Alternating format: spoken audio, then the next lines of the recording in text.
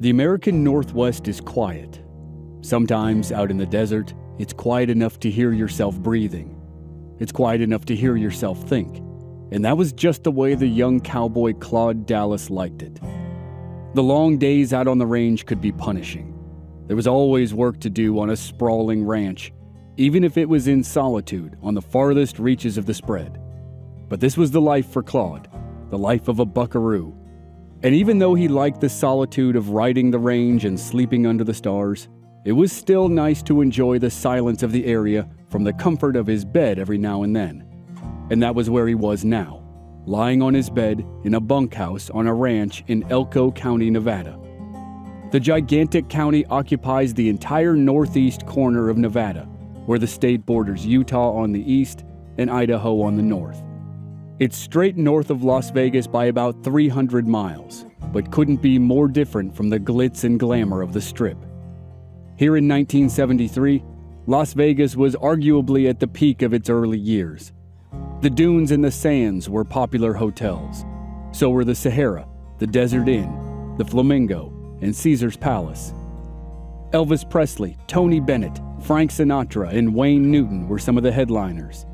But for a drifting cowboy up in Elko County, the 24-hour mayhem of lights and noise of Las Vegas would have been as foreign as something out of a science fiction novel. Claude lay on his bed in the bunkhouse enjoying the silence of a desert ranch that couldn't be conceived of by a person who strolled down Las Vegas Boulevard. He'd been in northern Nevada for a couple years now, and lots of drifting ranch hands had come and gone during his time. And that's who he assumed opened the door to the bunkhouse now, a couple new cowboys who joined the outfit. But when Claude looked at the three new arrivals, it was clear they weren't cowboys. One of the three asked Claude to confirm his name.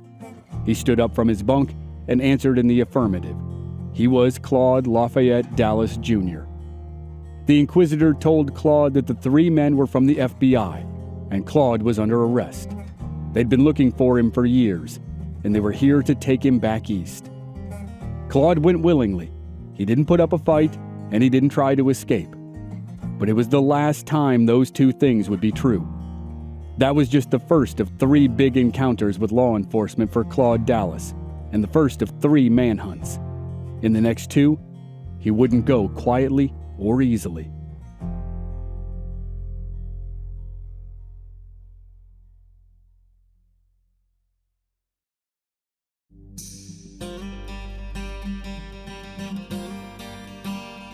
From Black Barrel Media, this is Infamous America.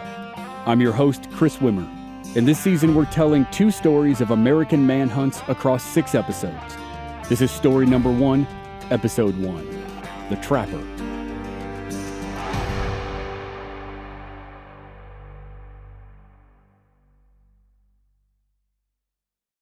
Claude wasn't older than 10 when he got his first gun, a shotgun. It was a gift from his father. That was back in the late 1950s or early 1960s. Claude's family were dairy farmers who had recently moved from the Shenandoah Valley in Virginia to Michigan's Upper Peninsula. The area where the Dallas family settled was a sparsely populated woodland county. It was perfect for hunting, which Claude loved. With his new shotgun, Claude explored the wilderness around his home. And before long, he returned with his first kill, a deer. From his early days, Claude was an independent young man. All those hours spent hunting had acclimated him to long stretches of time spent alone and away from society. Not that that was a problem. Claude seemed to prefer solitude. It was also possible that this alone time was a welcome reprieve from his father's dairy farm. Claude didn't care much for milking cows. But Claude didn't spend all of his free time hunting. He was an avid reader as well. He loved stories of the American West. He devoured tales of outlaws, cowboys, frontiersmen, trappers, and hunters like him. It didn't matter if it was fiction or nonfiction. If it was about the American West, Claude read it. Just a few years after arriving in Michigan, the Dallas family moved again. This time they moved south to Morrow County, Ohio. Claude continued to hunt as he worked his way through high school. When he graduated, Claude decided it was time to hike out on his own, and naturally, he headed west. But it wasn't just his love of the Old West that drove him to see the region he'd been reading about for years. There was another reason, which revealed itself a couple years later. For now, he paid a visit to his sister who lived in San Jose, California. From there, he planned to go to Canada or Alaska. But when he heard there was work in Oregon, at a ranch called the Alvord, he decided to take a detour. Claude arrived in southeastern Oregon in the spring of 1968. According to one account, he was discovered by the roadside, walking by himself, wearing a heavy pack. Coincidentally, the man who met Claude on the road was a hand at the Alvord Ranch. The ranch hand wasn't surprised when Claude asked if there was any work available. At a ranch as big and as well known as the Alvord, with enough acreage to accommodate thousands of head of cattle, the operation always needed labor, and steady labor at that. So the hand encouraged Claude to go to the ranch and check. As it happened, there was an opening, and Claude was given a chance to prove himself. But that's not to say he didn't make an impression immediately. He was small and looked shy, and the family in charge noticed how quiet he was. He was polite, and he would speak when spoken to. He told them his name and where he was from, and that he was a quick learner. But he never said more than a few words at a time. He hired on right then and there, and started work the next morning. He proved to be every bit as capable as he claimed. The demands of a dairy farm were different from the demands of a ranch, but Claude's experience on his family farm came in handy all the same. He finished his first batch of chores days ahead of schedule, and proved himself to be a dependable hand. The ranch decided to keep him around a little longer. His next job was to ride fence. Claude had to scout the perimeter of the grazing land on horseback and mend the fences where they were broken. It was long, hard work. It could be dangerous too. Sometimes it involved setting up camp in the mountains, alone, and working quickly so that the cattle could safely graze there a couple weeks later. But Claude didn't mind the danger or the work or the isolation. In fact, he volunteered to do it. After those experiences, he was officially added to the roster of the Alvord Ranch. He graduated from mending fences to herding cattle, and that was when the full persona of an Old West cowboy came out. He bought clothes that would have been fashionable in the previous century, like a high dome, wide-brimmed hat. He used Spanish words for the cattle and the tools he encountered on the ranch. He already had a special interest in guns, and now he started carrying a sidearm. Some of the other ranch hands thought Claude was trying too hard to impress, and they teased him or cracked jokes behind his back. But none of Claude's behaviors changed the quality of his work. He might have dressed like he was in the late 1860s instead of the late 1960s, but his work ethic fit with the cowboys of both eras, and he was still held in high regard. And like those drifting riders of old, Claude felt the need to keep moving, to keep seeing and exploring, and his time at the Alvord Ranch came to an end.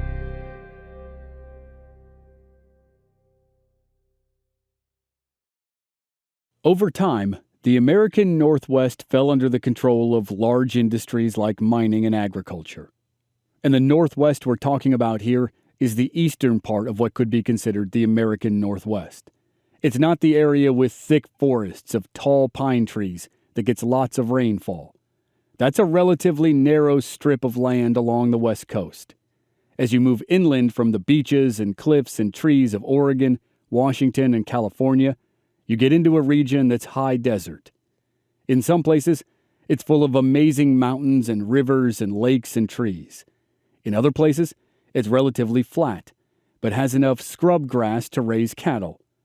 And in other places, it's nothing but barren, hard-packed earth that's been cracked, beaten, and bleached by the sun. Claude Dallas's life was spent roaming these three types of places. And as large-scale industrial production ramped up in the area, the desire, as always, was for bigger operations, faster machines, and newer technology. Claude Dallas, who stepped eagerly into the role of the gentleman cowboy, wanted the opposite.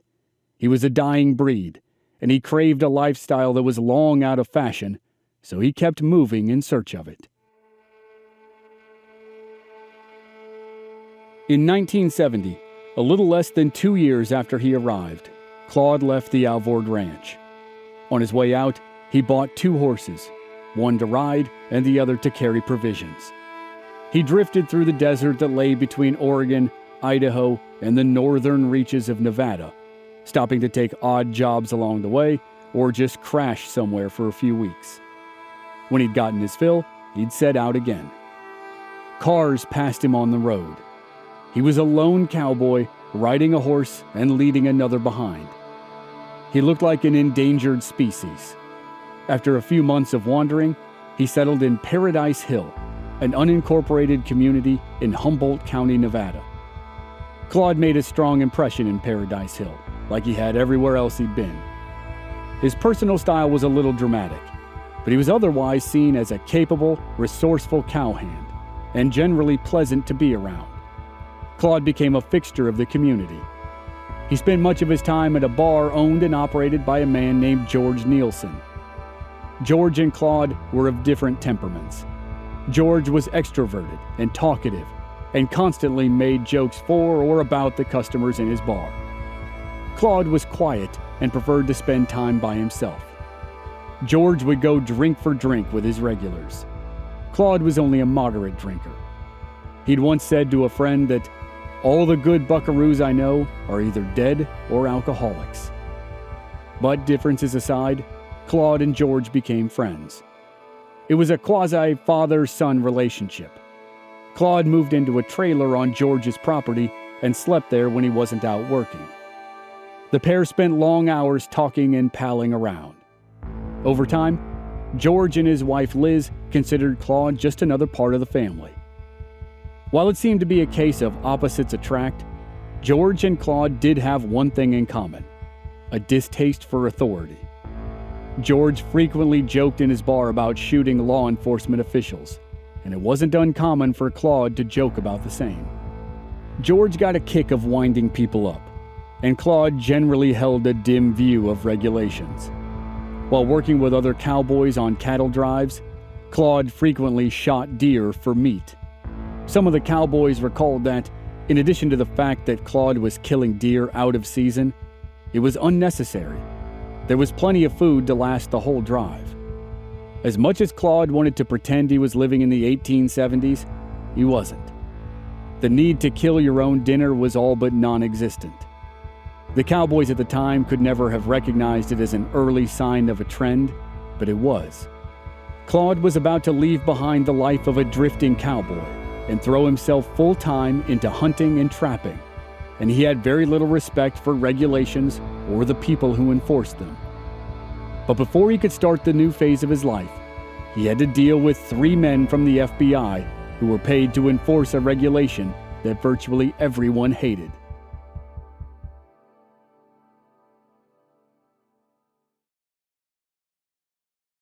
From 1964 to 1973, the U.S. military drafted around 2 million young men for service in the Vietnam War. The draft lottery started December 1st, 1969, when Claude Dallas was 19 years old. Several accounts say that the draft was the reason Claude left Ohio after graduating high school, and partially the reason he left the Alvord Ranch. If there hadn't been a draft or a war, he probably would have gone west anyway. But it's also probable that at least part of the reason why he drifted from place to place and job to job was to avoid the draft. He couldn't afford to stay in one place for very long because there was a warrant out for his arrest. He had failed to show up for induction, and now the authorities were officially pursuing him. The FBI was on the hunt, but couldn't track him past Oregon. In the late 1960s and early 1970s, it was obviously much easier to live a life off the grid, to use the popular phrase. And with Claude's chosen lifestyle and mode of travel, it was even easier for him to become a ghost. The FBI suspected he was somewhere in the Northwest, but according to one account, they didn't have any real clues until they stumbled upon one totally by chance. The source was National Geographic, of all things. The popular magazine with the instantly recognizable yellow borders was immensely popular. In addition to the monthly magazine, it published books. And in 1972, one of those books was called The American Cowboy in Life and Legend. One of the book's many color photographs featured a young man who looked to be about 22 years old, posing in old-school Western attire. And it was Claude Dallas. The FBI used the magazine to track Claude to northern Nevada, and in November 1973, they sent 3 agents to collect him. Claude was a drifter who was good with guns, and the agents thought he might open fire or make a run for it. But when the 3 men strode into the bunkhouse in Elko County, they found him alone, lying on his bed. They announced themselves and asked him to confirm his identity. He did, and they took him into custody peacefully. They shipped him back to Ohio to be tried for draft dodging. But when Claude's case was examined, the authorities dropped the charges due to a technicality. By law, the local draft board was supposed to send a second notice that Claude was supposed to report for induction. That hadn't happened, which meant Claude's arrest amounted to an improper procedure. So, 2 months after his arrest, Claude was set free. He returned to Nevada in early 1974. His feelings about the police and the government were already negative, and the fiasco with the draft board and the FBI soured him further. He claimed he was abused the entire way to Ohio. He said FBI agents promised that they would find a way to nab him for good, even after he was released. According to some accounts, Claude made a promise to himself. He would never let law enforcement get the jump on him again. Claude was a working cowboy for about 5 years, but when he returned to Nevada, he decided to make a career change. He picked something familiar, and the new career gave him even more of the solitude he craved. He decided to go into trapping. A person could make a meager living by catching game animals.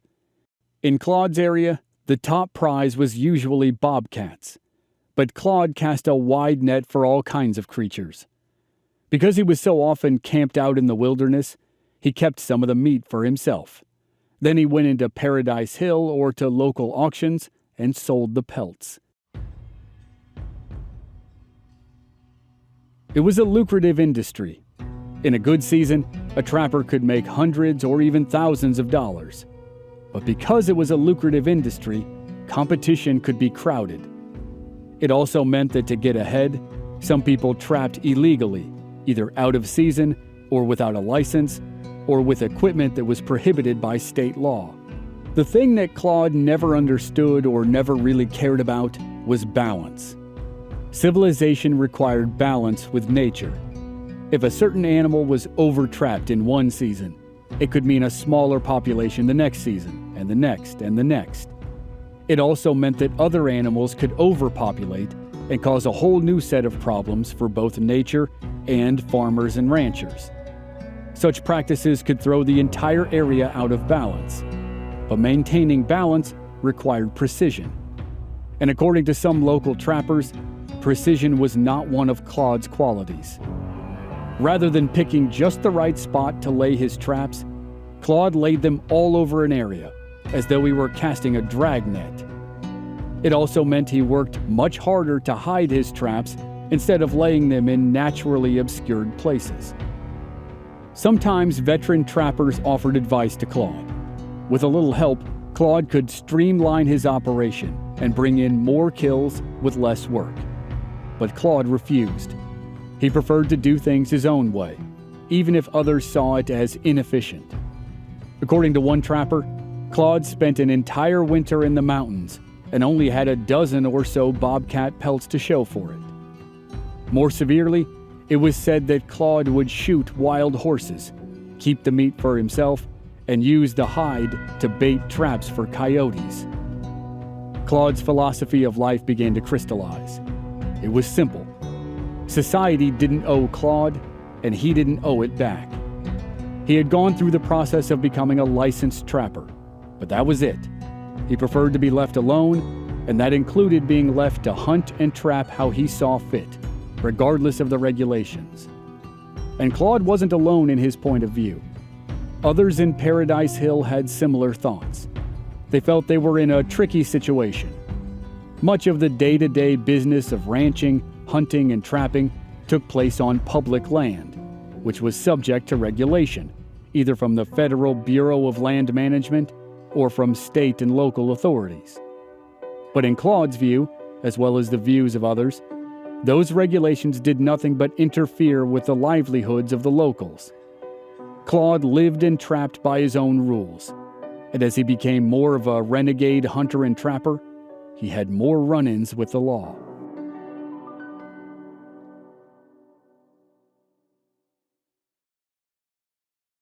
The trapping industry is regulated down to the fraction of an inch, but the general idea is simple. If you're trying to catch smaller animals, you have to use smaller traps. If you're trying to catch larger animals, you have to use larger traps. Some traps have to be outfitted with special equipment that will allow non-game animals to escape if they happen to stumble into the trap. And there are rules about the type of bait you can use and where you can place it. Claude Dallas regularly ignored the laws, and he started receiving visits from the game wardens who patrolled the trapping grounds. Game wardens, or more officially, conservation officers, are members of law enforcement. They're deputized by state agencies to stop poachers, manage animal populations, and enforce hunting and trapping laws. And Claude's confrontations with game wardens started in 1976. Claude received a citation for a line of traps that had been baited with illegal animal parts. The warden found Claude's camp, gave him the ticket, and confiscated the traps. But it wasn't a huge deal. Claude paid the fine and got his traps back. In 1978, he set another line of illegal traps in the Bloody Run Hills, a range in northern Nevada. Shortly thereafter, they were found by a different game warden, a man named Gene Weller. Weller was known throughout Humboldt County for being polite, yet firm. He took his work seriously and kept a close eye on the hunting and trapping community. He regularly took long walks through the Nevada wilderness to inspect traps. While patrolling the Bloody Run Hills, Weller stumbled upon Claude's traps. Unfortunately for Weller, there were no tags on the traps, which meant they couldn't be traced back to their owner. So, Weller disabled the traps and left his business card, in the hope that he had an opportunity to identify the owner and issue a citation. Weller returned to the hills the next day to see if the illegal traps had been removed, or better yet, to catch their owner. As Weller drove into the area, he saw an orange Jeep parked at an entry point to the hills. He stopped to inspect it. Without getting out of his car, he saw that the Jeep was unoccupied. And more importantly, he was able to make out a person in the distance. It was potentially his trapper. Weller decided to do a stakeout. He waited for several hours, but no one showed up at the Jeep. Weller gave up waiting and inspected the vehicle. He called for backup, and when they arrived, they all found 2 firearms in the Jeep, a rifle and a pistol. Ordinarily, that wasn't a problem, but there was a shell inside the rifle. It was a violation of local laws to have a loaded rifle in a car. The guns looked pretty expensive. Weller suspected that whoever owned them would probably come looking for them. So he confiscated the firearms and held them at the sheriff's office in Winnemucca. Sure enough, Claude appeared at the sheriff's office a few days later, demanding that his guns be returned to him. He was able to reclaim them, but not before receiving a warning from Weller about his traps. Technically, there was nothing to prove conclusively that the traps belonged to Claude, but Weller had his suspicions. Claude said that all of his traps were above board, and that if Weller wanted to, he could come back out in a week and see for himself. But then Claude issued a warning. Weller could come into Claude's camp if he liked, but he would have to leave his badge outside. A lawman on official duty was not welcome, no matter what the regulations said. Gene Weller didn't have any more run-ins with Claude Dallas, but other conservation officers did. 2 years after the incident in Bloody Run Hills, there was a deadly confrontation in southwestern Idaho. And for a while, every agency in the western United States was hunting Claude Dallas.